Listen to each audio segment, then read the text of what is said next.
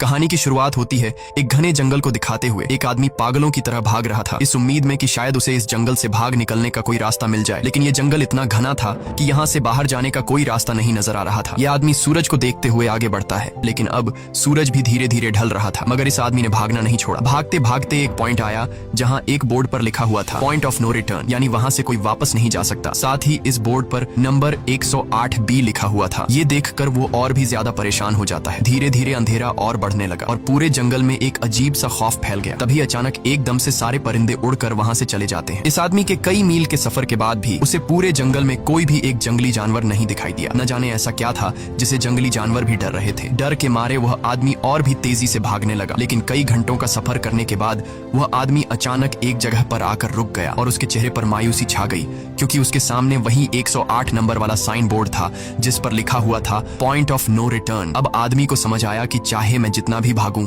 पर इस जंगल से निकल नहीं सकता। इसलिए अब वो वहां छुपने की जगह ढूंढने लगा, लेकिन वहां उसे छुपने के लिए कोई सेफ जगह नहीं मिली। इसीलिए अब वो पेड़ के ऊपर चढ़ जाता है, पर तभी उस पेड़ की टहनी टूट गई, जिससे वो आदमी काफी ऊंचाई से नीचे जमीन पर आ गिरा। पेड़ से गिरने के बाद वो बहुत ज्यादा जख्मी हो चुका था। उसे काफी गहरी चोटें आई। इससे पहले कि वो बेहोश हो जाता तभी अचानक जमीन हिलने लगी और अजीब सी गुर्राने की आवाजें आने लगी। वो आवाजें सुनकर आदमी के गले में सांसें अटक गईं। तभी अचानक कोई उसे खींच कर ले गया। खींचने वाला कौन था ये नहीं दिखाया गया, लेकिन हमें उस आदमी की दर्द भरी चीखें सुनाई दी गई। इस इंसिडेंट के 6 दिन बाद हमें शहर में मीना नाम की एक लड़की को दिखाया जाता है जो एक बर्ड शॉप में काम करती है। तभी उसका बॉस आता है और मीना को एक गोल्डन पैरट को शहर से दूर एक जू में डिलीवर करने का ऑर्डर देता है। मीना बॉस की बात को मानते हुए अब उस पैरट को डिलीवर करने जाती है। मीना गाड़ी में बैठकर अपने मोबाइल में उस जू का लोकेशन सेट कर लेती है और अपने सफर पर निकल पड़ती है। शहर से बाहर निकलने के बाद वो एक बोर्ड पर बहुत सारे लोगों के मिसिंग फोटोज देखती है, यानी वहाँ पर कई सारे लोग गायब हो चुके थे। लेकिन मीना उन पर ज्यादा ध्यान नहीं देती और आगे बढ़ने लगती है। आगे बढ़ते दौरान मीना शॉर्टकट लेते हुए जंगल के रास्ते से गुजरती है ताकि वो जल्दी से इस पैरट को जू तक डिलीवर कर दें, और वो पहुंच गई जंगल के बीचों बीच। ये वही जगह है जहां हम पहले एक आदमी को गायब होते देख चुके हैं। वहां आकर मीना बुरी तरह से फंस चुकी थी। वो अपने मोबाइल पर मैप देखती है, लेकिन वहां मोबाइल के सिग्नल नहीं आ रहे थे और उसके कार का रेडियो भी काम नहीं कर रहा था। मीना अब वहां से वापस निकलने लगी, लेकिन अब उसे वहां से बाहर निकलने का रास्ता समझ नहीं आ रहा था। थोड़ी देर बाद मीना की गाड़ी भी खराब हो गई। मीना गाड़ी से बाहर निकलती है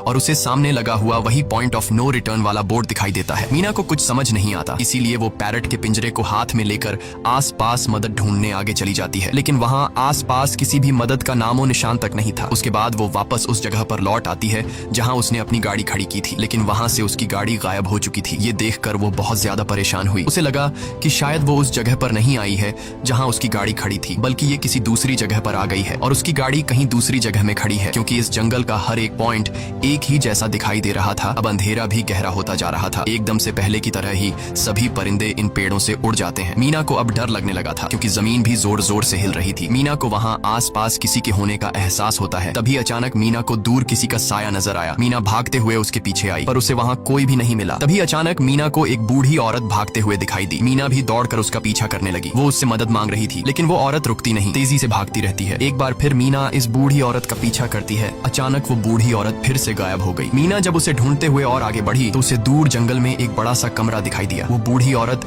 उस कमरे के दरवाजे को खोलकर मीना से कहती है, अगर जिंदा रहना चाहती हो तो जल्दी से अंदर आओ। ये सुनते ही मीना बिना सोचे समझे दौड़ते हुए उस कमरे की तरफ गई। मीना के अंदर आते ही उसने गेट को लॉक कर दिया। मीना देखती है कि ये कोई अजीब सा कमरा है जिसमें एक बहुत बड़ा सा मिरर लगा हुआ था। उस बूढ़ी औरत के साथ यहाँ 2 और लोग भी थे। मीना घबरा कर उन लोगों से पूछती है, ये कौन सी जगह है? इस पर उस बूढ़ी औरत ने जवाब दिया कि इस जगह को हम दी कोब कहते हैं। मेरा नाम है मैडलेन, ये लड़की है कियारा और इस लड़के का नाम है डेनियल। बूढ़ी औरत मीना से कहती है कि अभी बातचीत का वक्त नहीं है, तुम जल्दी से हमारे साथ मिरर के सामने खड़ी हो जाओ, क्योंकि कोई हमें देखने आने वाला है। मीना पूछती है, आखिर हमें कौन देखने आ रहा है? तो वो बूढ़ी औरत उससे कोई जवाब नहीं देती। एकदम बाहर से अजीब सी आवाजें आने लगी। मीना डर के मारे पूछती है कि ये आवाज किस चीज की है? तो कियारा मीना को बताती है कि इन्हें हम वॉचर्स कहते हैं। वे शीशे के दूसरे ओर से हमें देख रहे हैं, पर हम उन्हें नहीं देख सकते। वे हर रात सूरज ढलने के बाद यहाँ आते हैं और हमें देखते रहते हैं जब तक सुबह का सूरज नहीं निकल आता। तभी शीशे के दूसरी तरफ से शोर आने लगा। मीना पूछती है, ये शोर कैसा है? उस बूढ़ी औरत ने बताया कि वॉचर्स तुम्हारे आने से खुश हैं, तुम्हें यहाँ देखकर तालियां बजा रहे हैं। मीना बुरी तरह से कंफ्यूज थी। वो जल्द से जल्द यहाँ से निकलना चाहती थी। मैडलेन जिन्हें वॉचर्स कह रही थी, न तो अब तक मीना ने उन्हें देखा और न ही किसी और ने देखा था। रात गुजर जाती है। सुबह होने पर ये लोग उस जगह से बाहर निकल आते हैं। मैडलेन बताती है कि वे वॉचर्स सिर्फ रात में ही बाहर निकलते हैं, दिन के वक्त हम लोग जंगल में आजाद घूम सकते हैं। मीना रात भर यही सोच रही थी कि कब सुबह होगी और जल्दी से मैं इस जंगल से बाहर निकल जाऊं। इसीलिए वह फौरन जंगल से बाहर निकलने का रास्ता ढूंढने लग जाती है। तब मैडलेन बाकी सबको उसे रोकने से मना कर देती है, जैसे कि वह जानती हो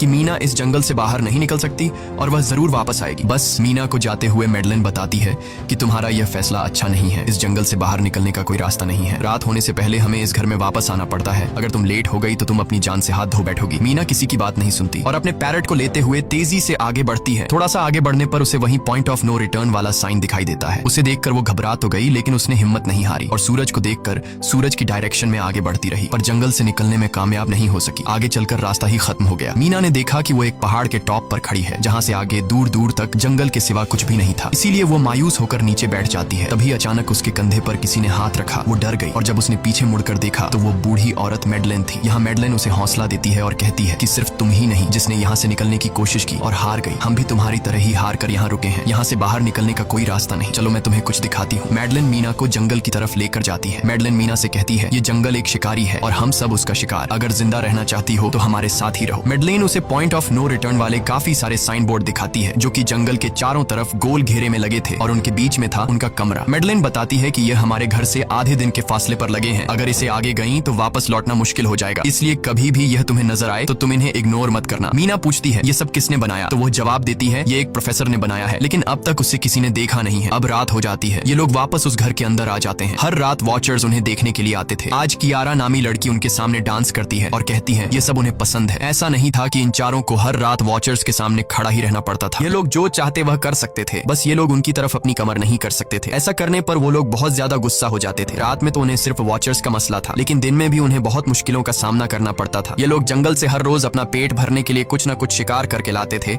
जिससे उनका गुजारा हो जाता। अगले दिन कियारा और मीना दोनों जंगल में शिकार करने जाती हैं। मीना कियारा से पूछती है कि आखिर ये वॉचर्स चाहते क्या हैं? कियारा बताती है, मुझे भी कुछ खास नहीं पता, लेकिन मैडलाइन कहती है कि ये वॉचर्स हमें देखते हैं, हमें ऑब्जर्व करते हैं, लेकिन अगर हमने वॉचर्स को देखा तो हम पागल हो जाएंगे, क्योंकि वॉचर्स बहुत ही खूंखार दिखते हैं। कियारा अब उसे एक गड्ढा दिखाती है और कहती है, ऐसे बहुत से गड्ढे इस जंगल में मौजूद हैं। दिन के वक्त सारे के सारे वॉचर्स उन गड्ढों में रहते हैं और रात में वो यहाँ से बाहर निकल आते। दिन के वक्त ये लोग इसलिए बाहर नहीं आ सकते क्योंकि सूरज की रोशनी उनकी स्किन जलाती है। कियारा मीना को बताती है कि वो 5 महीने पहले अपने पति के साथ इस जंगल में आई थी और तब से वो दोनों यहाँ फंसे हुए थे, पर आज से 6 दिन पहले मेरा पति जंगल में रास्ता ढूंढने निकला है। मुझे उम्मीद है कि वो जरूर वापस आएगा और हम सबको यहाँ से सेफली ले जाएगा। यहाँ हमें मालूम होता है कि असल में कियारा का हस्बैंड वही आदमी था जिससे हमने मूवी के स्टार्ट में देखा था, जिसे कोई यहाँ से खींच कर ले गया और अब वो मारा जा चुका है। इस तरह से बातें करते हुए ये दोनों कमरे के पास वापस लौट आए। यहाँ मैडलेन ने मीना को 3 रूल समझाती है जिंदा रहने के लिए। सबसे पहला ये कि वो रात के वक्त घर का दरवाजा नहीं खोलेगी। दूसरा, रात में